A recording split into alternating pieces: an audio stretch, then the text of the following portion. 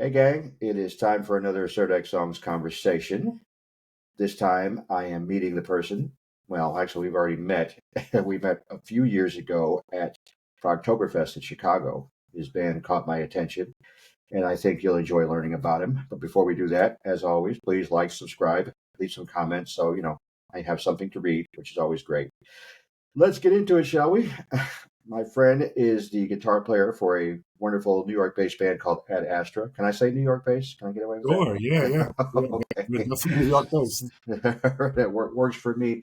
They they had a nice style to them, and they've only grown since then. They will be playing the very first notes of Progstock on October 6th. See, I did it. Joe gets it.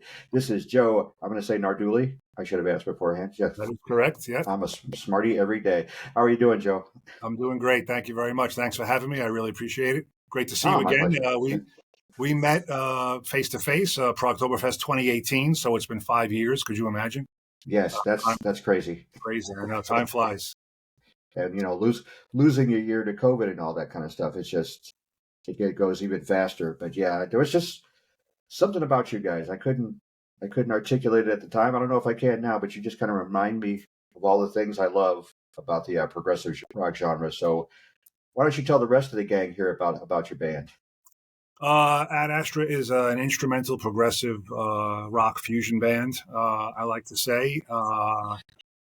And we have a great time. The focus is on writing good songs. Composition is in the forefront. I'm not really a shredder. Don't consider myself a shredder, but there is that element of virtuosity that the music has, and that the Right. audience of this genre expects.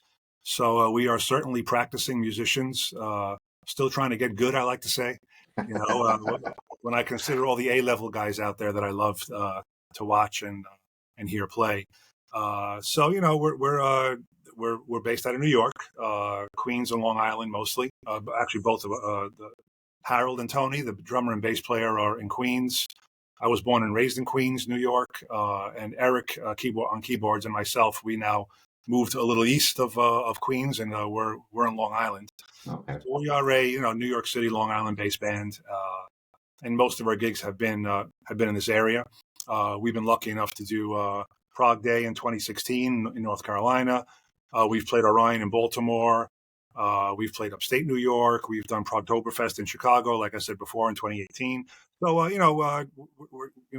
we've been growing the fan base, writing a lot of new music. We have a new album's worth of music ready to record. Good. It's just a matter of having the time to rehearse and get them tight.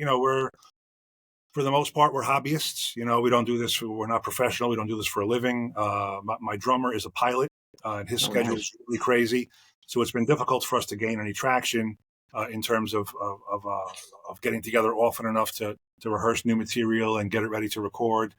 We basically have just enough time to get together before a gig and have a rehearsal or two and then do the gig.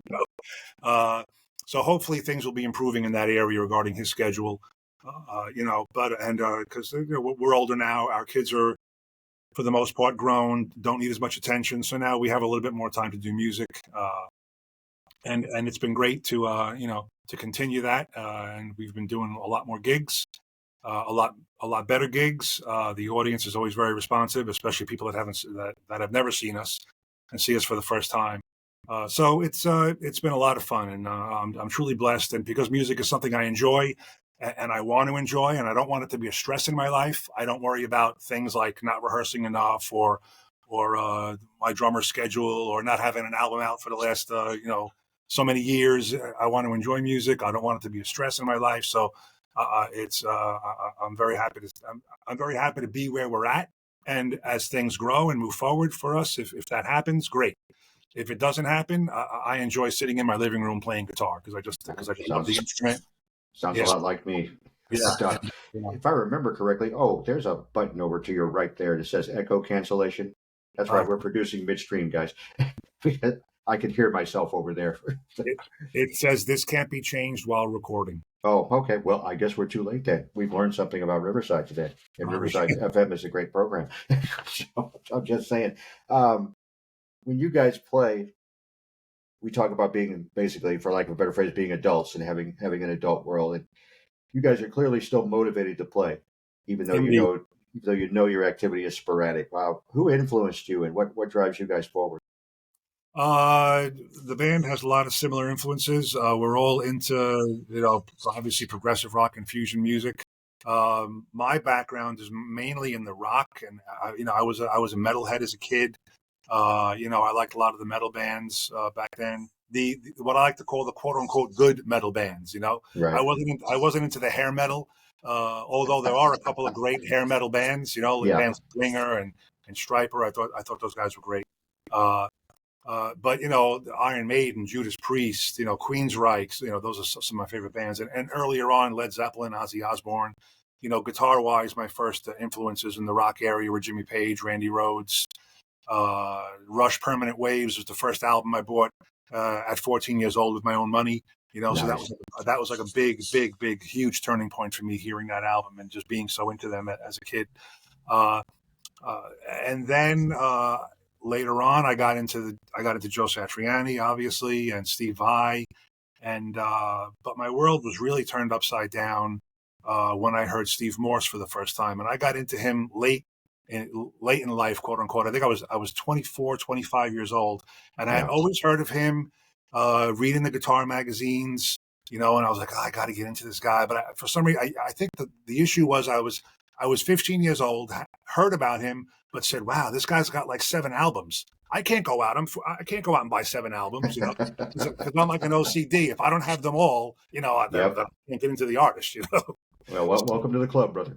Yeah. So uh, I joined a band in 1990, and the bass player was older than me, and he's like, "Oh, you got to get into the Dregs." So he turned me on to them, and I was like, "Wow!" I said, there was just something about the way Steve Morse wrote compositions. And even though, yeah, you could term him as a shredder with his amazing alternate picking, but I just found the attitude and his playing and his vibrato and his melodies were just astounding to me. And the way he composed music, I just got so into that. And I was always into writing. I mean, I've been writing songs since I'm 15. I've always wanted to be in an original band. Right. We didn't do a lot of covers. Any band I was in, we wrote songs, and we we played those songs live. And I was always in vocal bands, always writing vocal melodies and writing lyrics. But this bass player gets me into Steve Morse, and by that time I was 24, 25. I was working full time. I had the whole catalog within a year, all the Dreads albums, all the Steve Morse albums. And I just got and at that time the band I was in was a vocal based band, and that band had broken up. And I said, and I had a couple of challenges working with singers throughout my early career back then. And I was like, this guy Steve Morse, and I had also gotten very into Eric Johnson at the same time Yeah. around then. And I was like, wow, these guys just write such great instrumental music with great melodies. Joe Satriani as well. It was all about melody and composition. And I was like, forget the singer thing. I'm just going to write. I want to write this kind of music now. So I had gotten myself a sequencer, and I was so I kind of surprised myself that I was able to, write drum patterns and write bass parts and write keyboard parts and using a sequencer. And I said, so I got into composition mode of composing instrumental progressive music. Liquid Tension Experiment had come out after that, and I got really into them. And I said, I like that the focus is on composition and melody and not just shredding. It's really about the song. And I was always a song guy. As a kid, I always loved songs on the radio, pop songs, melodies.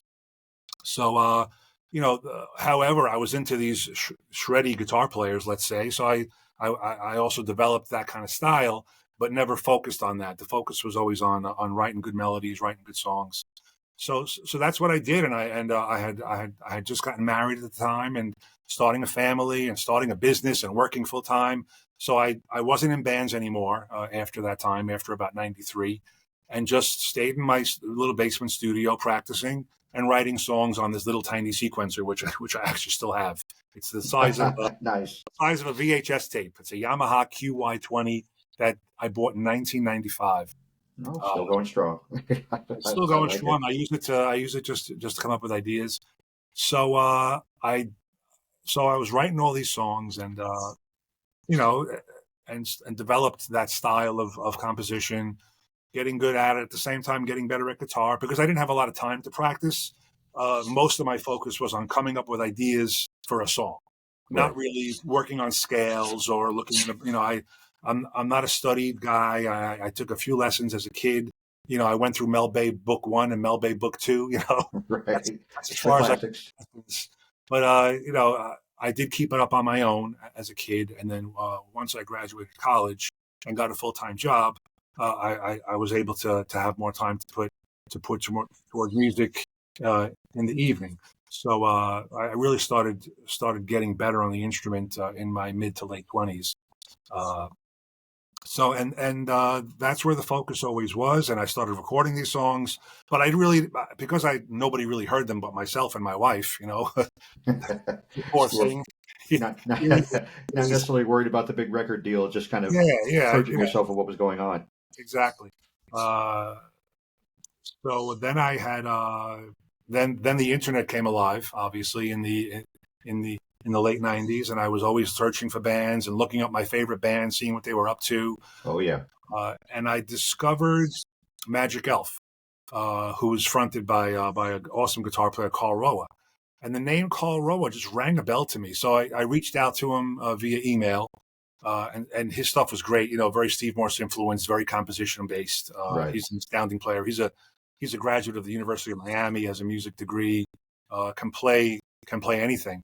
And I reached out to him and said, your name sounds familiar. Are you in the Queens area? I'm in Queens, New York. I said, are you based in Queens? I said, so he got back to me right away and said, yeah. He said, actually, I am. Turns out we lived like a mile away from each other. Small world. And I still couldn't put two and two together of where we met or where I heard his name. But I asked him, I said, look, I said, this might sound creepy, but I've been writing a lot of songs, and I need someone like you to listen to them for me and give me some critique, Yeah. because I really didn't know, I thought it was good, but what does that mean? It's hard to be objective when you're so close to the music. So he actually agreed to come to my house, and we got together, and I had backing tracks, and I played live to the backing tracks in my basement for him, and and he really enjoyed it. He gave me some pointers, and he gave me some good advice. Magic Elf already had their first album out, so they were already where I wanted to be. I would love to put a CD and play live, and they had a full band. I didn't have a band. And then he finds out that I'm an electrical engineer by trade, and I was building pedal boards, for myself and for friends. He's like, I need a pedal board. He said, I'll tell you what. He's like, if you build me a pedal board, I'll help you record your music. And I was like, wow. I said, yeah, That's a fair trade. That's a fair trade. I said, shoot, yeah, that would be great. So over the next year or so, our friendship grew, and I was building his pedal board, and he was helping me do some recording. And in 2003, I released, or I hate to use the word release, it just sounds too official. My first CD was done, and I made 500 copies of it, and sold it on Guitar 9 and here and there. And but again, it was me playing to backing tracks. It wasn't a full band CD. And look, I got that. I know that in this genre, people want to hear real musicians play music, but my goal really wasn't to. My goal was to get the music out. It was to get the compositions heard, Right. and to a certain extent, my playing. I knew it wasn't a full band thing. I didn't take it that seriously, but I said I want to get the music out, so I don't care. And there were a lot of guys releasing music at that time like that, playing to backing tracks. Yeah. So it got a pretty good response. I was really happy, and I started doing shows, opening up for Magic Elf, playing to the backing tracks on Long Island, and I was just I was just out there, and I got a really good response from not only the audience but a lot of musicians, because this music caters to musicians, so there were a lot of musicians in the audience, and they were like, "Wow, I like your material. Why don't we jam? I'm a drummer, I'm a bass player, I'm a keyboard player, whatever." So I said, so I was a little surprised by that, and I was able to get a band together about a year after that, holding auditions and doing all that stuff, and in 2004, I got a band together. However, I'm not an ego guy, so I really didn't want to call it Joe Nardulli Band, so we came up with the name Ad Astra, which is the last song on my first CD. is called Ad Astra Perispera, which is to the stars through difficulties. It's Nice. also the Okay. Kansas state motto, and some other. It's a very popular term. I didn't know Yeah. that really at the time, but we decided to name the band Ad Astra, to the stars, and lo and behold, find out via the internet that there are like 167 bands with that name. So now, we're kind of stuck with this name, and there's another progressive rock band with that name. They're a vocal based band. They're not active anymore, but me and the purveyor of that band, we've emailed each other and we joke about it, But so whatever. But so the issue with changing the name is that number one, the first CD is named Joe Nardulli. The second Right. CD is named Ad Astra. I cannot for the life of me put out a third CD with a different name. It's crazy. Nobody's ever going to find us. Or you can call yourselves hide and seek. That might work. Yeah. So we've been out there now for almost 20 years with that name. So we're going to stick with it and see what happens. Again, I don't want music to be stressful. So Makes sense. Here's what it is. And Yep, exactly. And there has to be a certain degree of selfishness that comes with making music. This is it. This is the title it's under, and yeah, exactly. learn how to live with that. You guys make the festival rounds pretty well. How does it feel to be part of something that large? It is a great feeling, and again, blessed to be invited. Blessed that we can do it. That we can perform at this level. Considering the time limitation that we have, and I've met a lot of great people. The audience is fantastic. The people that run these shows are just excellent people. I wish I could go to all of them every year, but it just gets crazy traveling to North Carolina, Chicago. New Jersey's Right. easy. That's like a 2-hour drive to get to Progstock. So I've been to every Progstock, I think. I usually can't go for the whole weekend, but I go for at least one or 2 days out of the 3. I get there, so it's been fantastic, and you see a lot of the same faces, and you get to meet a lot of people, and I'm often surprised that they recognize me. I'm like, oh, okay, thanks so much, for the kind words, and it's been a positive experience all the way around, and really just super happy to be doing Progstock this year. It's the closest progressive rock festival to my area, where I live, and Tom and Ann, the purveyors of Progstock, are just fantastic people, and I've known them for a number of years now, and they've been very supportive. They've helped us book some gigs in the area, so it's been a great experience all around.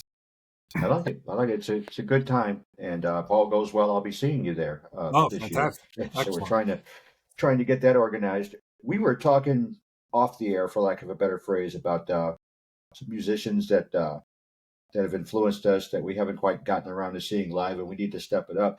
I bring that up because the day we're recording this, Jimmy Buffett has died. I'm not a massive Jimmy Buffett fan myself, but I get it. I get why that would be, kind of shocking. Who's out there for you that you need to see, or someone that you may have missed? Well, regrettably, I'm ashamed to admit that I had never seen Jeff Beck live, and obviously living in New York, he came around every year or so practically, and last October he played in my area, a half hour from me, and I promised myself I was going, but we happened to be invited to a destination wedding, a close member of the family. Obviously, I had to go to the wedding, so I missed him.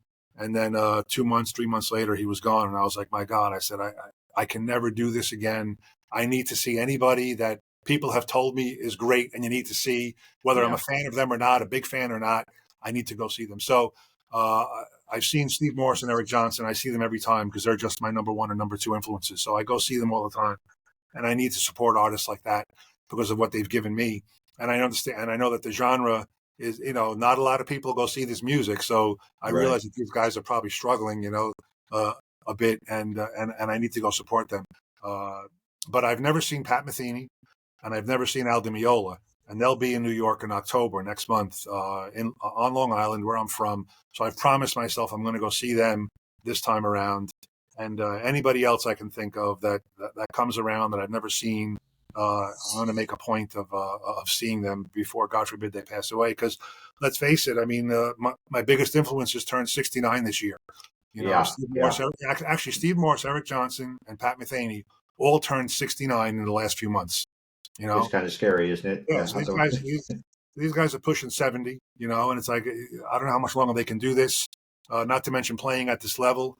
You know, poor Keith Emerson, he wasn't able to play at that level Yeah. anymore, and because of his age and an illness he had gotten.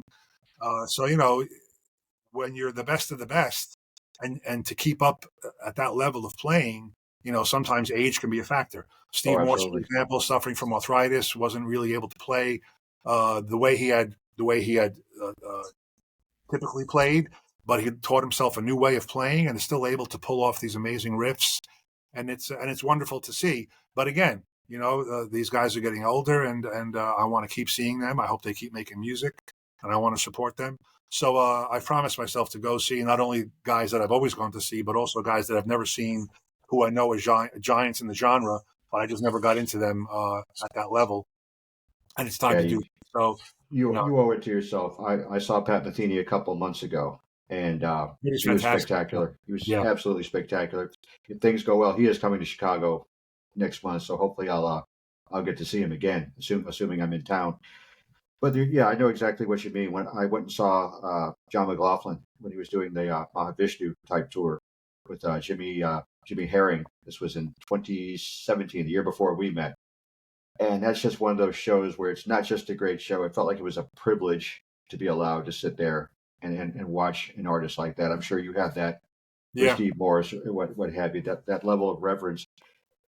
What makes an artist like that stick for you? I mean, there are tons of players that are really good, but there's always those two or three that just stand out. You know, what Yeah. makes up what how does a band or a player stick to your ribs, for lack of a better phrase? Well, you know, I'll say it again. It's not the playing, although they're great players. Obviously, it's the compositions, it's the Okay. songs, it's the melodies, it's the way they write. You know, there are tons of great players out there that I'm not into because I can't bond with the song. I can't bond with the music. You know, the Yeah. one of my favorite mottos is a great solo does not a good song make. You Yeah. know, again, stunning. I mean, a lot of phenomenal players. I mean, kids on the internet, 16 years old, that literally they just blow me away. They're incredible, but they're either doing covers or they're just doing a solo over a 4/4 vamp, and Yeah. that's just not my thing. You know, 30 seconds, I'm bored. You know, Yeah. uh, as great as the playing is. So the guys that I've always been fans of have always been great composers. Jimmy Page, you know, the songs Randy Rhoads wrote with Ozzy, Eric Johnson, Steve Morse, Andy Timmons, Ty Tabor of King's X. You Yeah. know, these are my top guys, and it's mainly because they write great songs. You know, obviously they're great players, and yeah, there's obviously that component, but it's 70% songwriting for me and Yeah. 30% great playing. You And know, each player you're talking about has kind of his own style too, his own exactly. method A voice, of writing songs. You know, it's not right, it is the song in and of itself, but it's the way they get there. I mean, I'm an Adrian Belew fanatic, so we know that we're not going to go through any traditional doors to get right, where we're going there. Or even Jeff Beck. I mean, the guy did things with his hands that yeah, yeah. I joked when I saw him in a 2,000 seat room or 2,000 capacity room that the floor was tilted because all you had was a bunch of guitar players leaning in, looking at his hands, trying to figure out what he was doing, and right, we don't have a clue. So that's yeah, always a fun thing. Um, how much do the other guys bring to the band? You're a songwriter, yes. so how much latitude do they get when they come in? Do they have their own ideas, or do you You know, have what you want in I bands? yeah, I mean, the Ad Astra album, the album that's out now, I did write most of the music, and with that band, had a different rhythm section than I have now. That band had Dave Penna on drums, who's a classically trained pianist and a phenomenal drummer, and Jay Levine on bass, who was a professional musician. And then it was me and Eric on guitar and keys. So because I didn't have the drummer pilot issue with scheduling, that band got together much more often to rehearse. We were writing for the album, and we pretty much wrote together. You know, there are a lot of there's a lot of co-written songs on that album. Yeah. I was the main songwriter, but a lot of the other guys brought a lot of ideas in terms of parts and also arrangement. Uh, with this new iteration of the band, uh, as much as I'd love to write with the guys, because it's been slow going and hasn't happened, I've just been doing all the writing. I've been demoing the material. I write all the parts, drums. A lot of the songs are done at the level of my first album, which Right. all the backing tracks, everything's written. Here you go. These are the ideas. These are the parts. Let's. And however, we have switched up the arrangements a bit when we start rehearsing them. We think of how's this going to work live. What do you think of this part? Maybe we should take this part out or make this part shorter, So we have fleshed out some of the arrangements, but in terms of all the writing for the latest record right now, it's all me. There's some new stuff, some new ideas that I know the guys have, and I want to start working on them. But like I said, because of the time situation, we barely have enough time to rehearse for a gig, let Right. alone be able to write music together. So we currently have 4 brand new songs in the set that are not on an album, and I have 6 more that are completed and written. So hopefully we'll start recording sometime this year. My drummer got his studio together, mic'd up his drums. He got himself a little DAW, digital audio workstation. Yeah. In fact, he was just telling me, we actually rehearsed yesterday, and he was just telling me that he got it up and running and the mics are working. So he wants me to come over and we'll start working on getting sounds and see if we can get the ball rolling. Makes sense. So so that's what's been happening. But however, I would love to write. Although I have a very, very focused vision of how me personally I want the music to be and how I want it to sound, and if anybody brings an idea, I'm more than happy to incorporate it, play it, let's work it out.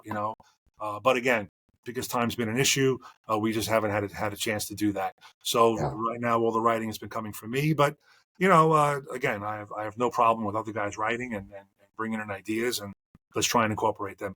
However, it has to remain true to the vision of the Right. band. Right. That's just my one request, I guess you could say.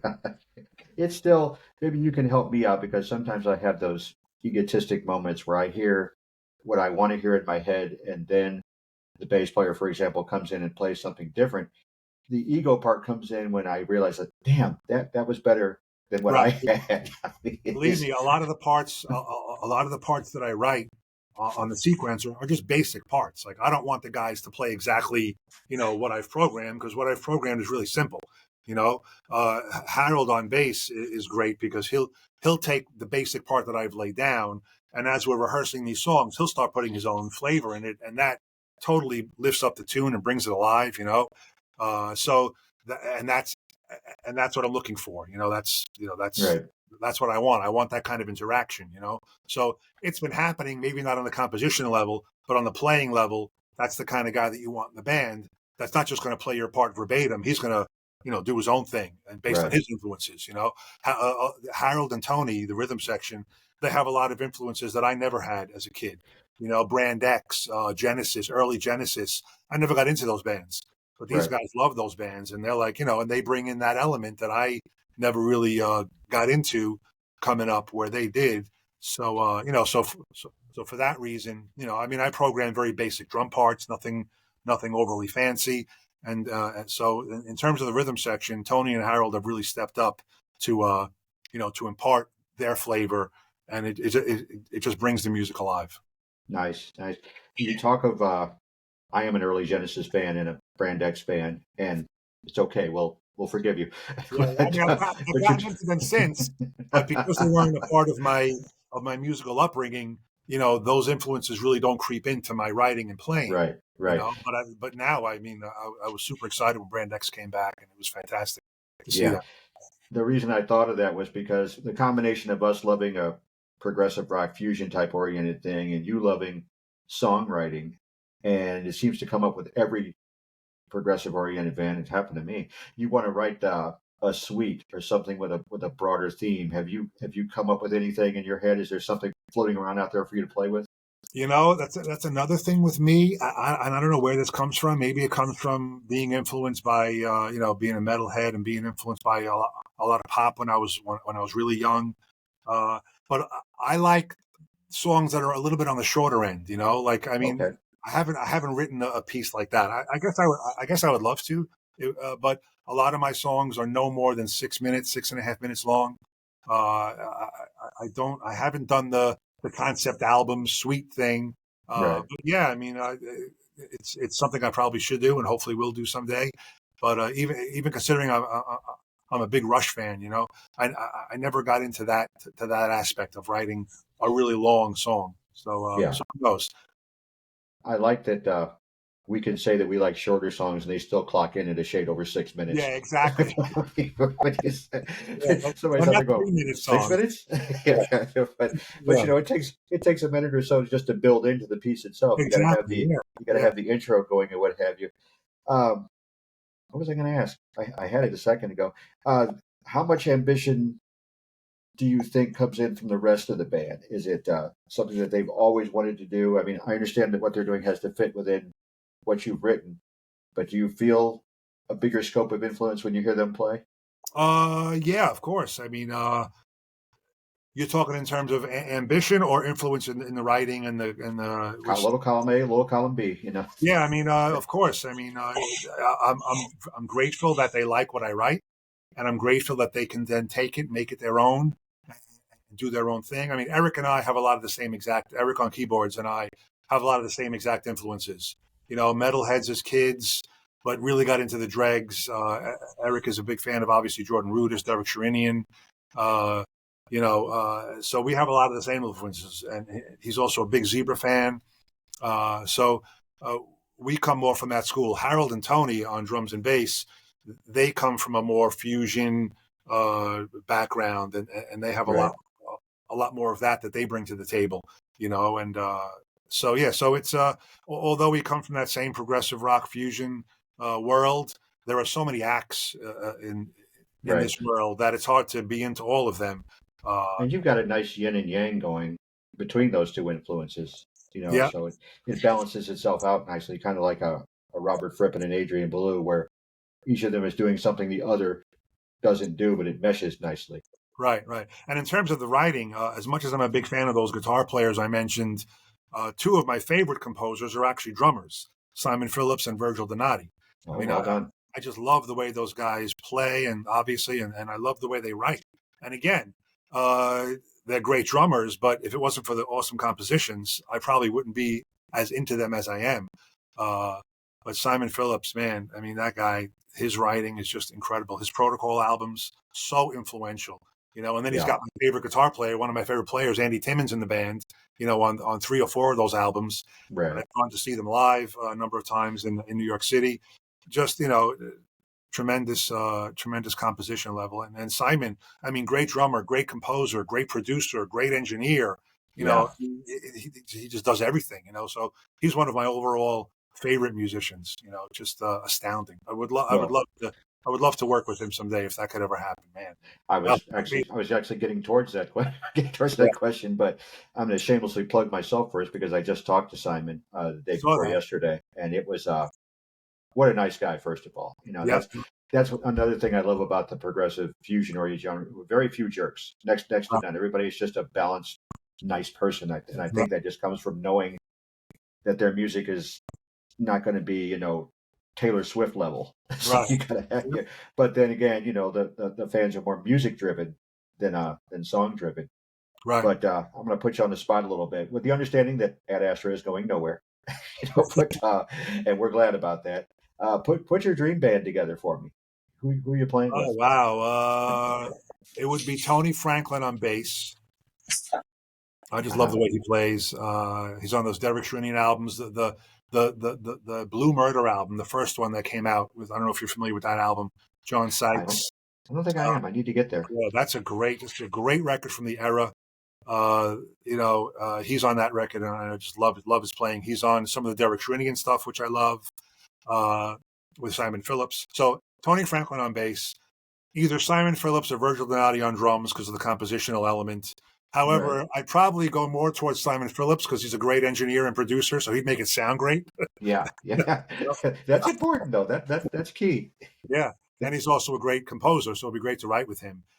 And on keyboards, wow, I mean, aside from the top guys, Derek, Jordan, what other keyboard player do I really like? I can't think of any others right now that come to mind, but probably more so Derek because he's worked with Simon and written Right. some great stuff. So yeah, I guess that would be my dream band: Tony Franklin, Derek Sherinian, Simon Phillips, and myself in the And in the background on guitar. I was about to say you're not bringing a co-guitarist with you either. I noticed that. No, no, So it's all about you. And that's all right. That's part of that ego that a musician needs. So it's important. Um, Plug yourself here. I mean, this is the first part of September, and let's just say from mid-September forward, where are things going, and where can people find you? Well, the website is adastraband.com. I keep it updated with news, with what's happening. I keep it updated with shows, all the shows we're doing. JoeNardulli.com is still up, but it will lead people to adastra.com again because Right. yeah, the ego, blah blah blah. But I really don't want it to be about me. It's a band, and I want to keep the band in the forefront because the other guys, despite the whole time thing and not having time to write together, this and that, they put as much time into this music as I do. Sure. And Absolutely. I don't want to shortchange them any credit at all. So it's very important. It's very important to me. There's nothing like being in a band and not feeling like you're a part of the band. Yeah. So that's very important to me. Eric Davis on keyboards, Harold Skeet on bass, Tony Savasta on drums. Blessed to have guys that can play at that level while having full-time jobs, families, obligations outside of music, and still able to make it happen. It really is a blessing. So. And what else? I mean, we're really busy now. We have a bunch of gigs booked. We have 3 gigs booked in October, doing all 3 of them with the Travis Larson Band out of California.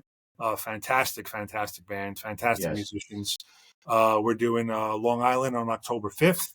We have Progstock in New Jersey on October 6th, and then Orion Studios in Baltimore on October 7th. And we've been doing a bunch of gigs, even this year. We've been busy. We did 4 shows with Magic Elf in the Northeast in April and May, and that was a lot of fun getting back together with those guys. Because if it wasn't for them, I don't know where I'd be. I might not be doing this because I was encouraged by Carl and the guys in that band, Dave Miranda on drums and Roy Altimus on bass, to open up shows for them when I didn't have a band, and then we did shows together when I didn't have a band. And they were very encouraging. So we did 4 shows together earlier this year. That was a lot of fun. So we've been busy playing. And then we're looking to do a show in December with the new Kansas violinist, Joe Denison.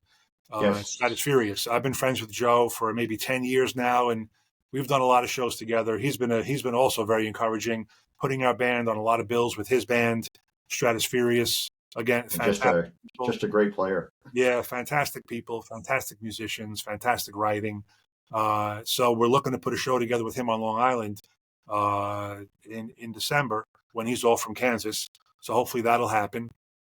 And then in February, this has already been announced by the club and by Joe. I haven't announced it to my world yet, but we are doing a show opening for Joe's band, Stratospherious, at my all-time favorite club in the world. It's in Manhattan, of course. It's called the Iridium. Yes. I've been dying to play that place for the last 15 years. A big dream of mine, big goal of mine to play there. And on February 9th, we're going to be opening for Joe Denison Stratospherious. And again, blessed to have Joe invite us to open that show. So that's a big dream come true. We're not headlining, so that'll be the next step. That's the next dream, I guess. Your day is coming. Don't worry. Yeah, exactly. We got time. While we're young. Yeah. Yes. While we're young. Absolutely.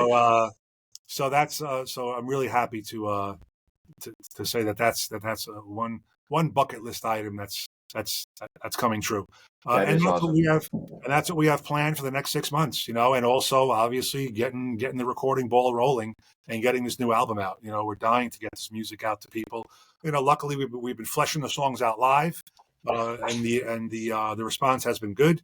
So hopefully when they hear a whole album's worth of the next level of composition that we're trying to achieve, there'll be a good response when that happens as well. That's nice. And of course, we can find you on Bandcamp. Are you using any of the other streaming services? We're not. We're actually not on Bandcamp. I need to do Oh, that. drat. Okay. Yeah, but we're on Spotify. Okay. We're on Apple Music. You can buy CDs directly from us off the website, Amazon as well, and all that. But yeah, we're on in terms of the streaming: Spotify, Apple Music, Amazon, and then you can buy live copies of the actual copies of the CD on the website or live at shows. Nice. And you know what it is? I bought my CD from you at Progtoberfest. I had it in my head that I'd ordered it, but I did not. So that's on me. Joe, I can't thank you enough for taking the time to talk to me. Well, thank you so much. It's a good time. I'm looking forward to seeing you. God, it's next month already, isn't it? Yeah. The time she is flying. So if you're in the Northeast, if you're in the New York area, get out there and see this band. You're going to enjoy them, I guarantee you. I look forward to talking to you, and take care of yourself. Thank you so much, Sergio. God bless you. Talk to you soon.